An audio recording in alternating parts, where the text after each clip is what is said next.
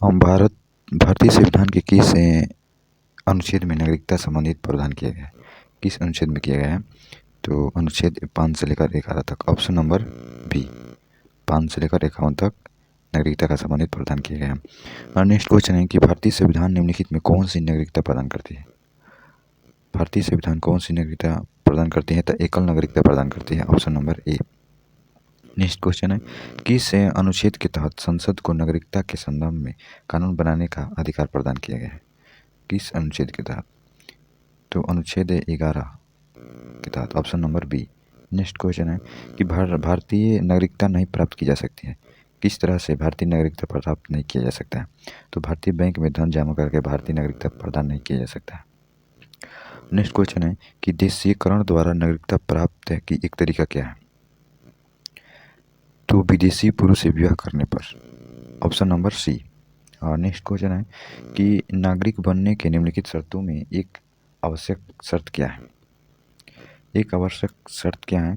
तो राज्य की सदस्यता, यानी राज्य की सदस्य होना पड़ेगा। पाकिस्तान से आकर भारत में नागरिकता प्राप्त करने संबंधित प्रावधान के विवरण निम्नलिखित में किस अनुच्छेद में वर्णित किया गया? तो अनुच्छेद 6 में किया गया है। Option number A. Next question है कि नागरिकता के लोप होने का नियम क्या है? नागरिकता लोप हो सकते हैं देशद्रोह अपराध सिद्ध होने पर। Option number B. Next question है कि एक व्यक्ति नागरिकता के अधिकार कैसे खो सकता है? एक कारण हो सकता है, कौन से? तो 9 का बी, एक व्यक्ति दूसरे राज्य की नागरिकता ले सकता है। Option number B. निम्नलिखित में कौन से शर्त भारत की नागरिकता प्राप्त करने के लिए नहीं है? निम्नलिखित में कौन सी शर्त भारत की नागरिकता प्राप्त करने के लिए नहीं है? कौन सी शर्त है जो कि नहीं है? तो ऑप्शन नंबर डी, संपत्ति सावधिक। ऑप्शन नंबर डी होगा। हाँ, भारत की नागरिकता निम्नलिखित में किस प्रकार प्राप्त की जा सकता है? तो जन्म से, ये भी सही है। वंशानुक्रम, ये भी सही है। देशीकरण से, ये भी सही है, यानी उपयुक्त सभी। Option number D. नागरिकता प्राप्त करने एवं खोने के विषय में विस्तार से चर्चा कहाँ की गई है? तो 1955 में नागरिकता कानून में किया गया है। Option number B. किसी व्यक्ति की भारतीय नागरिकता निलंबित की जा सकता है। कैसे निलंबित किया जा सकता है? ऑप्शन देख लीजिए। तो यदि कोई व्यक्ति स्वेच्छा से दूसरे देश की नागरिकता ग्रहण कर सकता है। क्वेश्चन क्या कर रहा है कि किसी व्यक्ति का भारतीय नागरिकता निलंबित किया जा सकता है यदि कोई व्यक्ति स्वेच्छा से दूसरे देश की नागरिकता ग्रहण कर सकता है। तो ये भी सही है, पहला सही है। दूसरे देश का नागरिकता ग्रहण करने पर भारत की नागरिकता खत्म हो जाती है, और यदि वह नागरिकता के तथ्यों से परिचय नहीं है, ये नहीं होगा।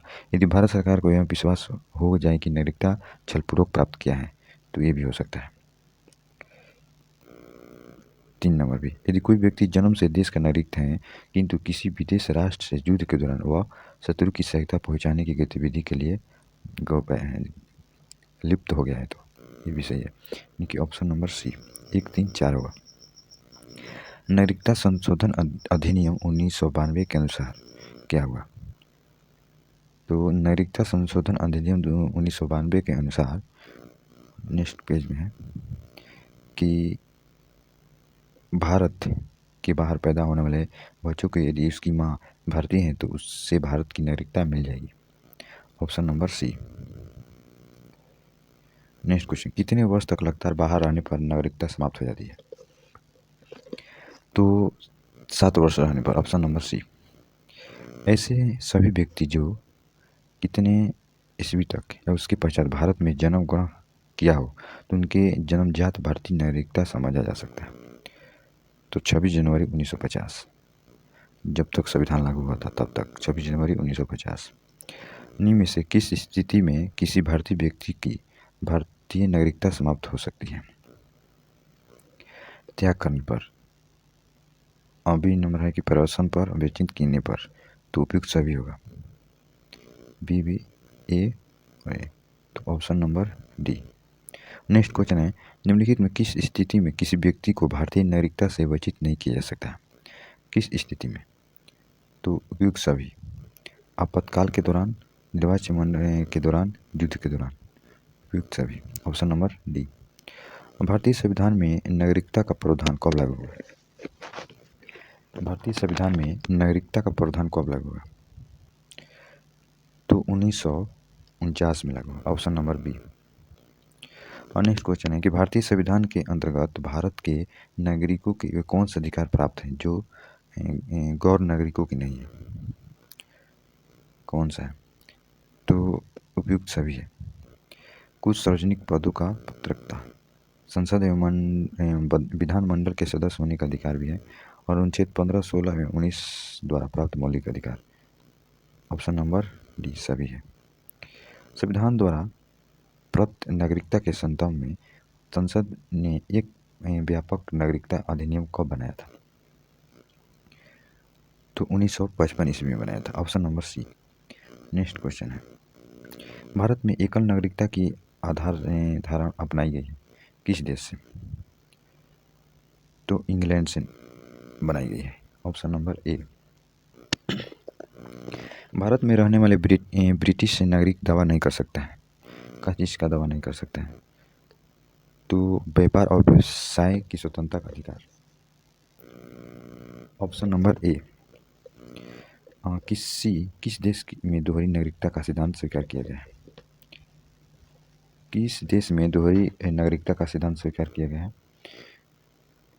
तो ऑस्ट्रेलिया, संयुक्त राज्य अमेरिका। Option number D. नागरिकता निम्नलिखित में किस विधि द्वारा प्राप्त किया जा सकता है? तो 1, 2, 3 जन्म से नागरिकता, भारत में जन्मे हैं तो भारत की नागरिकता मिलेगा, और वंशानुगत यानी पिता के आधार पर, और पंजीकृत के द्वारा। नागरिकता प्राप्त करने के लिए शर्तें निर्धारित करने वाला शासकीय निकाय कौन सा है? संसद है। Option number C. Next question है कि भारत का एक नागरिक अपना नागरिकता खो देता है यदि वह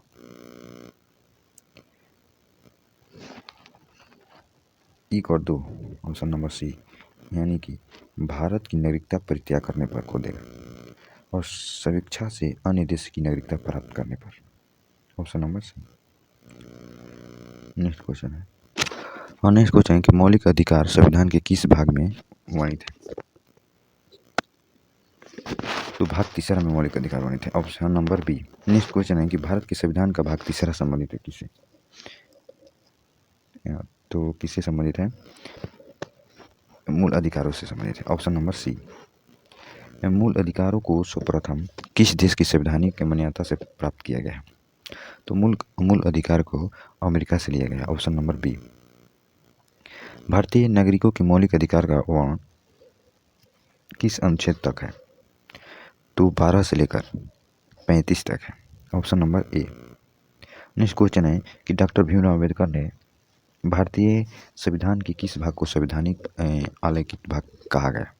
अलंकित भाग कहा। तो भाग 3 को। ऑप्शन नंबर सी।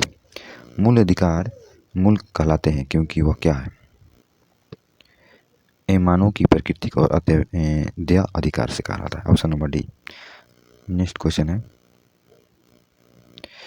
कि भारतीय संविधान के भाग 3 में कुल कितने अनुच्छेद में मूल कर्तव्यों का अधिकारों का वर्णन किया गया है? तो 24। Option number D. प्रारंभ में कितने मौलिक अधिकार दिए गए थे? प्रारंभ में मौलिक अधिकार कितने दिए गए थे? तो 7 दिए गए थे। Option number B. अब 6 है। संपत्ति का अधिकार हटा दिया है। वर्तमान में भारतीय नागरिक को कितने मौलिक अधिकार प्राप्त है? तो 6। Option number A. पहले था 7। भारत के संविधान में मौलिक अधिकार किस संशोधन द्वारा जोड़ा गया? तो मूल संविधान का हिस्सा था। Option number A. मूल संविधान का हिस्सा था कि भारत के संविधान का मौलिक अधिकार मूल संविधान का हिस्सा था। तो ये भारतीय संविधान में न्यायालय में कौन परिवर्तनीय है? तो मूल अधिकार परिवर्तनीय। Option number D. मौलिक अधिकार को लागू करने का दायित्व किसको है? मौलिक अधिकार। तो उपयुक्त दोनों, उच्च न्यायालय पर और उच्चतम न्यायालय और उच्च न्यायालय दोनों है। तो ऑप्शन नंबर सी। मौलिक अधिकार का निलंबन कौन कर सकता है? कौन करेगा? तो राष्ट्रपति करेगा। आपातकाल के दौरान भी मौलिक अधिकार को कुछ समाप्त कर सकता है। ऑप्शन नंबर सी।